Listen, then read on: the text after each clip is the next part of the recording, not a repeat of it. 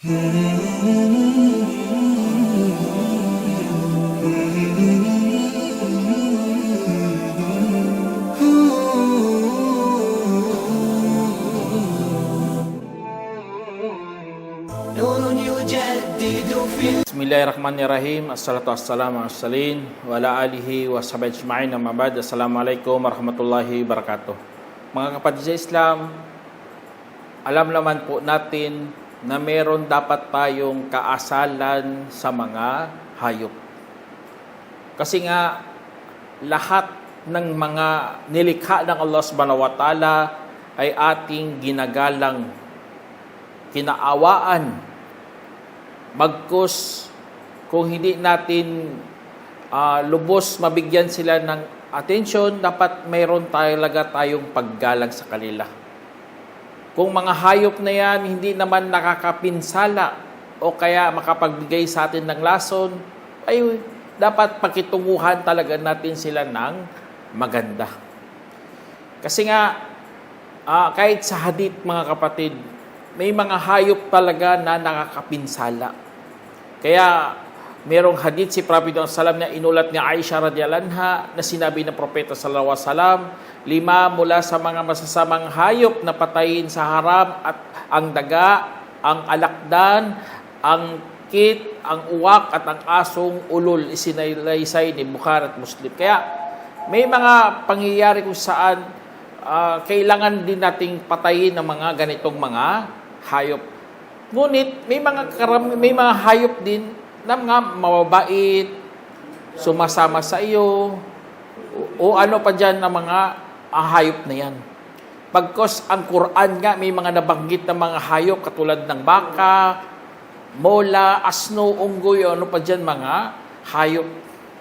Kaya ang pagbabalita ng Allah Subhanahu wa Ta'ala sa mga hayop, mga kapatid, ay napakaganda kasi nga nagbibigay talaga ito ng inspirasyon at motibasyon para po sa pag-aalaga ng ibang mga hayop. Kaya alam nyo mga kapatid, kapag meron kang pusa, meron kang aso, alam naman natin, ang aso, isa sa mga, rin yan, may mga alintuntunin din po tayo sa aso. Dapat may mga, may mga kondisyonis din. Sa pusa, kung may pusa ka, alhamdulillah. Kasi nga, hindi siya katulad ng aso. Ang aso kasi marurumi talaga ang kanyang dila. Marurumi ang kanyang laway. Kasi nandoon lahat ng mga mikrobyo. Kaya kung sa hadith pa, kapag dinilaan ang isa sa mga kasangkapan mo ay dapat hugasan ng 7 beses at unahin ang lupa. Subhanallah, kapag linis, lupa ang uunahin. Kasi nga, ganun na ganun ang dumi ng aso. Kaya sa mga hayop na inaalagaan natin, mga kapatid, dapat ingat na ingat ka rin. Kasi nga, biyaya lahat yan ng Allah Subhanahu wa Ta'ala na pinagkakalooban niya tayo ng ganitong mga hayop. Kung lalong gamit na gamit mong hayop, katulad ng dati mga naunang mga tao, gumagamit sila ng kanilang mga sinasakyan. Tinatawag natin mga kamilyo, mga kabayo, o ano pa dyan.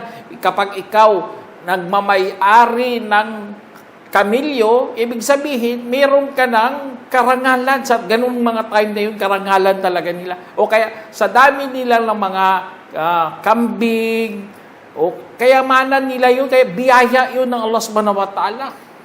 Kaya dapat bigyan talaga sila ng kanilang mga karapatan. Kaya ang mga karapatan ng mga hayop na utos na po yan ng Islam. Kapag tinalian mo ng ang kabayo, huwag mo naman sobrang higpit. Na parang hindi na makahinga yung kabayo o ano pa dyan mga hayop na meron ka. Kasi nga, kawawa naman ang mga ganitong mga hayop. Meron ngang hadith na inulat ni Urwa al-Bariki radhiyallahu anhu na ginawa niya itong marfu habang kanyang sinasabi, ang kamilyo ay karangalan ng nagmamay-ari nito at ang kambing ay biyaya at ang kabutihan ay nakatali sa mga noo ng mga kabayo hanggang sa araw ng pagkabangon. Isinalaysay ni Ibn Majah at itinama ni Albani. Kaya, ganun na ganun mga kapatid. Kasi nga, siyempre naman ang mga kabayo, mga baka, hindi natin binibigyan ng halaga kasi nga sa time natin, hindi natin gamit na gamit. Pero mga nauna, malo yan sila, gamit na gamit yan kasi pangkarga nila, way nila sa transportasyon, o ano pa dyan, nagdadala ng mga gamit. Kaya, bilang Muslim, dapat meron talaga tayo tinatawag na kabaitan sa mga hayop hanggang sa kanilang huling hininga. Lalo na kapag kakatayin mo ng iyong mga kambing, mga tupa, dapat meron ka pa ring kabaitan sa kanila. Na sinabi, katulad sa sinabi ni Shaddad bin Aus radhiyallahu anhu, dalawa na aking nasaulo hinggil sa sinabi ng mensahero ni Allah sallallahu alaihi wasallam. Katotohanan, isinulat ng Allah ang kabutihan sa lahat ng bagay. Kaya kung pumatay kayo, ipatayin ninyo ng mabuti. At kung kumatay kayo, ay katayin ninyo ng mabuti. At talasan ng isa sa inyo ang kanyang kutsilyo at saka pagpapahingain ang kanyang kinakatay. Isinalaysay ni Muslim. Allah, tingnan nyo, napakaganda. Italasin ang mga gamit para sa pangkatay. Para isang hiwa lang, putol kagad ang mga ugat. Allah, kaysa purol ang gagamitin mo. Ano yan eh? Pagpaparusa na yan sa mga hayop. Kakatayin mo na nga, paparusahan mo pa. Kawawang kawawa. Kaya bawal nating abusuhin ang mga hayop. Kahit hayop lang yan, ay meron talaga silang mga karapatan. Katulad sa inulat ni Ibn Omar radhiyallahu anhu na sinabi ng propeta sallallahu alaihi wasallam, nakapasok sa impyerno ang isang babae dahil sa pusang itinali niya at saka hindi pinakain at hindi hinayaang kumain mula sa insekto sa kalupaan. Isinalaysay ni Bukhari at Muslim.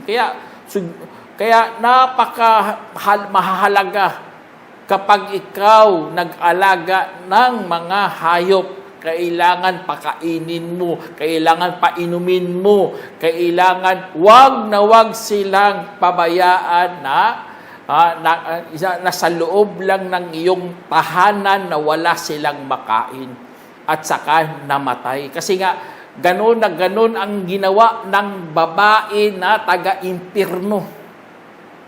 Nag-alaga nga ng hayop, nag-alaga ng pusa, ngunit pinabayaan niya na rin. Kaya tuloy, yun ang naging dahilan niya bakit pinagkait sa kanya ang paraiso. Kaya sa pag-aabuso ng mga hayop ay isa sa mga pinakadahilan pala kung bakit ipagkait sa iyo ang paraiso ng Allah.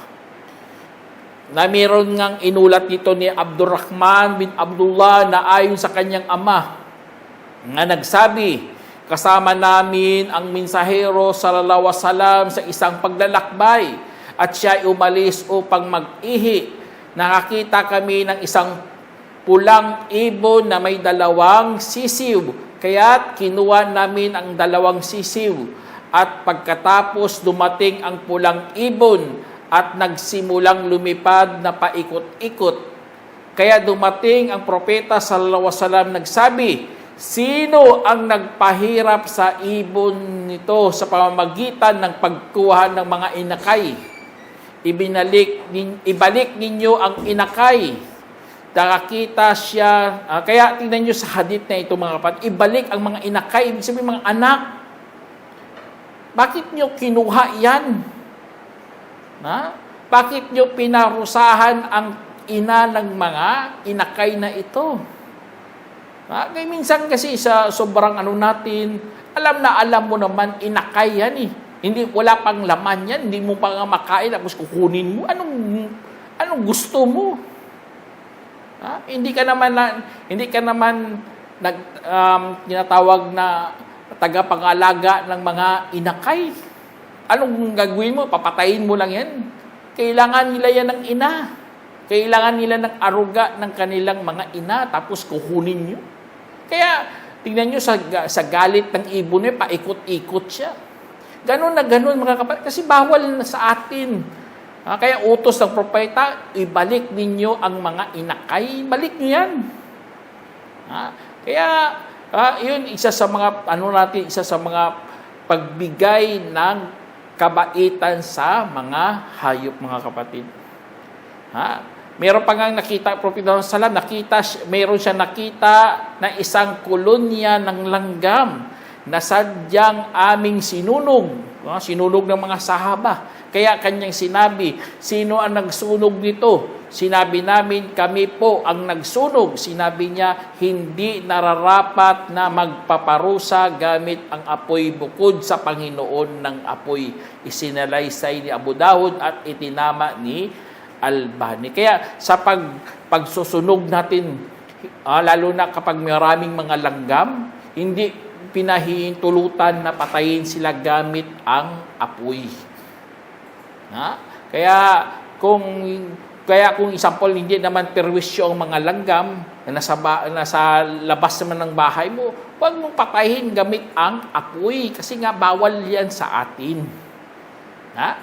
At lalo na ang mga hayop, sinasaktan mo sa kanilang mga mukha. Hindi pwede yan, sasaktan mo ang mga hayop sa kanilang mga mukha, paluin mo, papasuin mo. Kasi dati, ang mga tao, ang isa ngayon, ang mga tao, may mga tinatawag silang mga nagmamarka sila sa mga hayop. Nilalagyan nila ng marka. Ngunit ang tao na ito, nilagyan niya ng marka ang hayop niya sa mukha. Kaya merong hadith nga dito na inulat ni Jabir radhiyallahu anhu na dumaan ang propeta sallallahu alaihi wasallam sa isang asno na sadyang tinatakan ang mukha. Kaya kanyang sinabi, hindi ba ninyo narinig na talagang aking sinumpa ang sinuman nagtatak ng hayop sa mukha nito o humampas dito sa mukha? Kaya pinagbawal niya iyon, sinalaysay ni Abu Dawud at itinama ni Albani. Kaya sa Islam, yun, ang mga kahit sinong mga may mukha. Tao nga, hindi mo pwede saktan sa mukha. Sampo sa mag-asawa, huwag niyang isampalin sa mukha. Pwede niya saktan, pero sa mga tago. Pero huwag naman sobra-sobra. Ganon din yan sa hayop, mga kapatid. Sinusumpa yan ng propeta sallallahu alaihi wasallam. Sampo lang ng mga kalabaw. Subhanallah, dati naalala ko nung bata pa ako, pinalo kong kalabaw, tumakbo mabilis, tapos pinagilitan ako. Bakit mo pinapalo yan? Kaya sa pag-aaruga ng mga hayop, wag mong talaga paluin, lalo na sa mukha. Kasi nga sinusumpa yan ng propeta sallallahu alaihi wasallam. Kaya sa atin, mga Muslim tayo, makakatulong kaya tayo sa mga hayop. Paano? Anong gagawin? Sa pagtatanim. Allahu Akbar. Kapag ikaw nagtanim, lalo na may mga bunga at nakakain mga ibon, o ano pa dyan, mga hayop na yan, merong kapong sadaka. Kaya ini-encourage natin, inihingkayat po tayo sa pagtatanim. Nakatulad sa hadith ito na inulat ni Anas radhiyallahu anhu na sinabi namin sa Rasulullah sallallahu alaihi wasallam, walang Muslim na nagpunla ng halaman o nagtanim ng binhi at saka kinakain ito ng ibon o tao, hayop, maliban na meron siyang kawanggawa. Isinalaysay ni Bukhari at Muslim. Allahu Akbar, tingnan niyo. Kahit sa pagtatanim. Kahit bulaklak pa yung itanim mo. Basta kinakain ng mga hayop, merong kang sadaka. Allahu Akbar. Kaya kung iisipin mo, kung bahay mo na puno ng mga hayop, tapos ang intention mo para makakain mga hayop, may mga sadaka ka, kapatid. Kaya wag mo ipagkait yan kahit kaunting kabaitan mo sa mga hayop. Minsan makikita mo may mga insekto, wag mong iano yan kasi mayroong kang sadaka dyan. Ay iba kasi, ang bahay nila, wala katanim-tanim. okay naman yan. Eh. Wala namang ano dyan eh. Wala namang pilitan. Pero kung ikaw masipag ka, nagtatanim ka talaga. Nagtatanim ka ng mga may bunga, Allahu Akbar, isipin mo marami ka ng kawang gawa dyan. Lalo na kinakain ng mga tao. Example, nagtanim ka ng mga rambutan. Ang rambutan, namin kayang bunga nun. Subhanallah. Tapos kinukunan ng mga tao. May sadaka ka dyan. Kasi nga, ikaw nagtanim. Kaya, ang mga hayop, kumakain ng mga dahon. Allahu Akbar, meron ka rin sadaka dyan. Kaya maawa ka kapatid. Para kaawaan ka rin ng Allah subhanahu wa ta'ala. Sa mga hayop na yun, kapag naawa, hindi lang tao tinutukoy dito. Pagkos pati na rin sa hayop. Kaawaan ka rin ng Allah subhanahu wa ta'ala. Na inulat ni Muawiyah bin Qurra na ayon sa kanyang ama na merong lalaki na nagsabi, O mensahero ng Allah, talagang kakatay po ako ng isang tupa habang kinakaawaan ko ito. O sinabi, sadyang naawa po ako sa tupa para aking kakatayin. Kaya't sinabi ng Propeta sallallahu alaihi wasallam, ang tupa kung kaawaan mo ito ay kaawaan ka rin ng Allah. Isinalaysay ni Ahmad at itinama ni Albani. Tingnan niyo, subhanang tao na ito. Sadyang malambot ang kanyang puso. Kahit kakatayin niya na, parang hindi niya kaya. Wala, ang reward mo kapatid sa iyong pagiging mahabagin sa mga hayop ay mayroong kang habag na nag-aantay doon sa Yaumil Qiyamah. Example, meron kang manok, inalagaan mo, nahabag ka sa manok mo. Allahu Akbar, meron kang reward. Kahit ano pa dyan, yung ibang rabbit, inalagaan niya talagang awit. Ang rabbit, ang mga kuniho, tapos naahabag din siya, may habag ka na ni Allah subhanahu wa ta'ala. Kaya may mga ganitong, kaya encouragement talaga. Hindi lang sa tao tayo mahabag, pati na rin sa mga hayop. Pero huwag ka namang sumubra.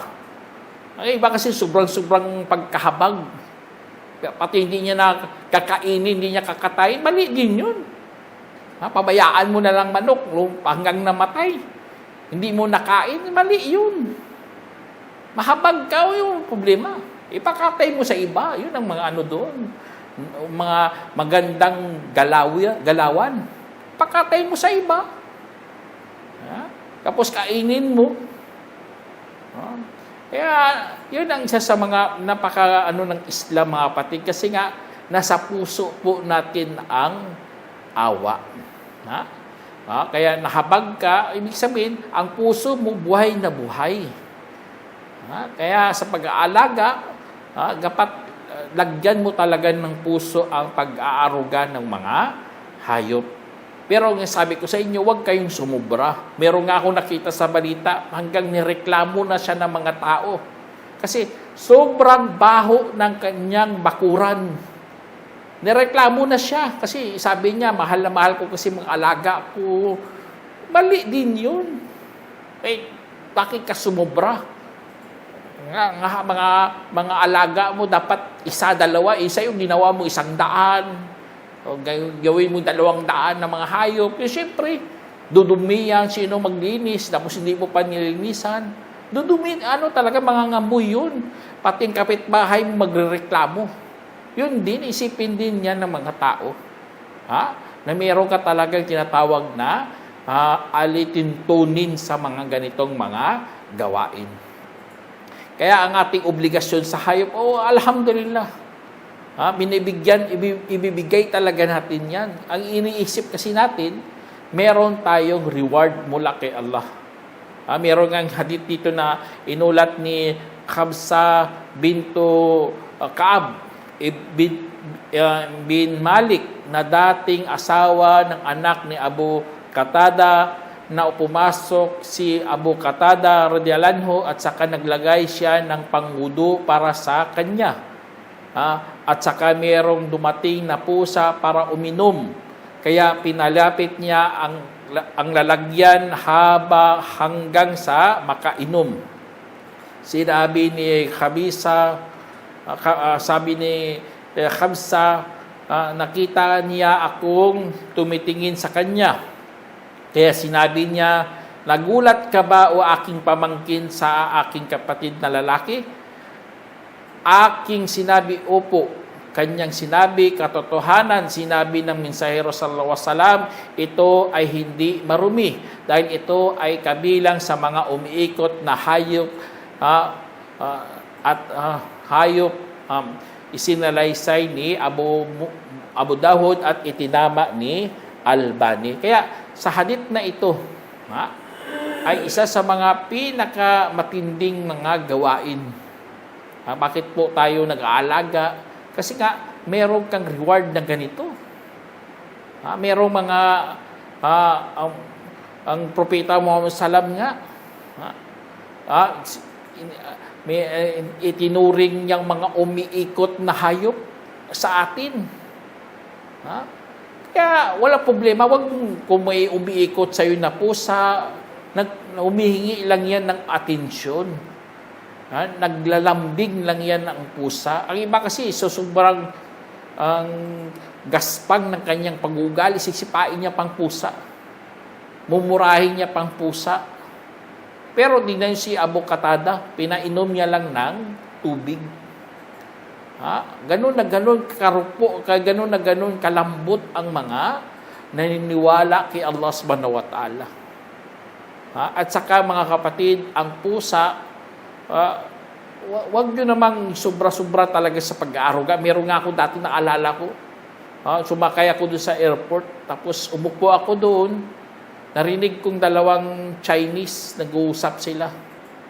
Ay, hindi na mga mayayaman. Ano pa siya, sinabi niya, pusa ko nagkasakit. Pinaoperahan ko, mahal ang gastos ko. Subhanallah. Tingnan nyo, ginastosan niya pa talagang pusa niya. Na-opera ng pusa niya, gumastos siya ng malaki. Kaya, kung may pera ka naman, wag mo angkinin talaga kapatid na sa'yo talagang pusa niyan. Kaloob lang yan ng Allah. Ang buhay nila, tanggapin mo, wag mo pa-opera mo pa talaga. Gagastos ka ng 100,000 o 80,000 para magamot lang ang pusa. Nagsayang ka lang ng pera. Huwag mong angkinin yan kasi nga kaloob nga yan ng Allah subhanahu wa ta'ala. Kung sila po ay mga instrumento lang, mga kagamitan na para o kasangkapan para malugod si Allah subhanahu wa ta'ala. Ganun ang pag-iisip ng mga Muslim. Alagaan mo para malugod si Allah. Yun ang dapat ang ano natin. Meron ngang time ng mga Banu Israel na merong pinatawad na isang patutot. Alam naman, patutot, masasamang babae po ito. Nagbebenta ng laman. Ang nangyari, merong sabi dito sa hadith na inulat ni Abu Hurairah radhiyallahu anhu, na sinabi ng Propeta sallallahu, merong pinatawad para sa isang patutot na dumaan sa aso na lumalawit malapit sa balon na halos mamatay na sa pagkauhaw. Kaya't hinubad niya ang kanyang sapatos at saka tinali ito sa kanyang pantakip sa ulo at saka umigib ng tubig para dito.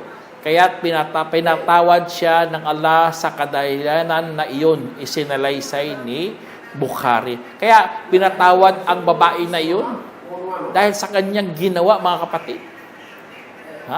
Kaya alam naman natin, tingnan nyo kung isip-isipin mong hadith,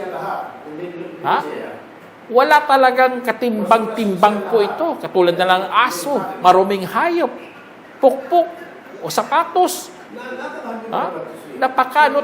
Walang katimbang-timbang, pero ginamit niya sa kabutihan ang kanyang kalagayan. Kaya pinagkalooban po siya ng kapatawaran ng Allah subhanahu wa ta'ala. Nakapasok pa po siya sa paraiso. Kaya yun isa sa mga pinakamagandang ginawa, mga kapatid, na isa sa mga utos sa atin na maano talaga tayo, marunong tayo sa pakiramdam. Dapat makiramdam ka rin sa mga kalagayan. Kahit hayop yan, uhaw na uhaw, kaya mo naman kumuha ng tubig, kunan mo ng tubig. painumin mo, pakainin mo. Ha? Kaya, meron ngang hadith dito na inulat ni Asim bin Ubaidillah bin Asim bin Omar bin Khattab na merong lalaki na tinatalas ang kanyang kutsilyo at kinuha ang tupa upang kanyang kakatayin. Kaya't binalo siya ni Omar radiyallahu ng kahoy at nagsabi, parorosahan mo ba ang kaluluwa? Sana ginawa mo iyan kanina bago mo ito kukunin. Isinalaysay ni Buhay Haki. Tingnan nyo, ang pagtalas lang ng kutsilyo para kumatay, huwag mong ipakita sa hayop. Ha? Huwag mong gawin yan, papakita mo sa hayop, nag-ano ka dyan, naghahasa ka dyan ng kutsilyo. Bakit gawin kayo, nagalit si Omar sa kanya eh. Ha? Kaya, ganun na ganun mga kapatid. Kasi, kailangan, ang kutsilyo, matalas talaga. Kasi, kailangan natin, magandang pagkatay mo eh. Para ang dugo, lalabas talaga. Ha? Para magiging malinis ang kakatayin mo. Kaya, yun, isa sa mga pinakamagandang gawain yan ng isang Muslim. Ha? Na magiging aware tayo, na magiging mabait tayo sa mga hayop kahit sa kanilang mga huling hininga. Kaya meron pang isang tao dito, sabi dito na inulat ni Muhammad bin Sirin na nakita ni Omar bin Khattab na mayroong isang lalaki na humihila ng isang tupa para kanyang kakatayin. Kaya't pinalo siya ni Omar ng kahoy at nagsabi, dalhin mo ito, hindi patunguin para sa iyo tungo sa kamatayan sa magandang paraan. Isinalaysay ni Bayhaqi. Tingnan niyo mga kapatid, hinihila niya ang kanyang kakatayin. Parang walang kagalang talaga dyan. Dapat hawakan mo, kargahin mo, hindi hihilahin mo parang karton. Ha? Hindi naman ganun dapat gagawin mo sa tupa. Kakatayin mo na nga, mo pa. Ha? Kawawain mo pa. Ha? Kaya sa kagandahan mga kapatid, yan isa sa mga kagandahan ng utos ng Islam. Sana meron kayong napulutang aral. Hanggang dito na lang. Assalamualaikum warahmatullahi wabarakatuh. جمعية الدعوة نور، الدعوة للجميع.